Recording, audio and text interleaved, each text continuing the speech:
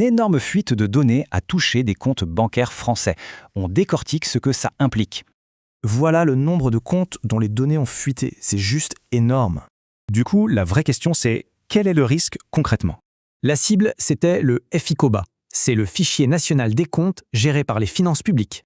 En fait, l'attaquant a juste volé les codes d'un agent public. Ce n'est pas un piratage des banques. Les infos qui ont fuité?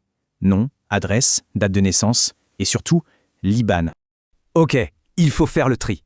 Il y a ce que les pirates peuvent faire et ce qu'ils ne peuvent pas faire. En gros, il y a deux dangers, les prélèvements frauduleux et le phishing, qui devient beaucoup plus ciblé. Avec ces infos, un escroc peut se faire passer pour un conseiller bancaire. L'arnaque devient hyper crédible. La Fédération bancaire française est claire. Il faut vraiment surveiller son compte de très très près. Alors, comment on se protège? C'est simple, il y a un plan de défense en 3 étapes à suivre. Première étape, la base. Jeter un œil à ses comptes au moins une fois par semaine. Deuxième chose, gérer qui peut prélever sur le compte. Ça se fait direct sur l'appli de la banque. Le filtrage, c'est super sécurisé. Mais attention à ne pas bloquer un prélèvement important par erreur. Et si un prélèvement suspect passe, il y a un délai de 8 semaines pour le contester et être remboursé. Et un rappel, une banque ou les impôts ne demanderont jamais un mot de passe. Jamais.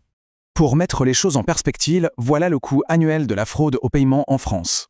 Tout ça, ça amène à une question plus large. La confidentialité financière totale, c'est encore possible aujourd'hui?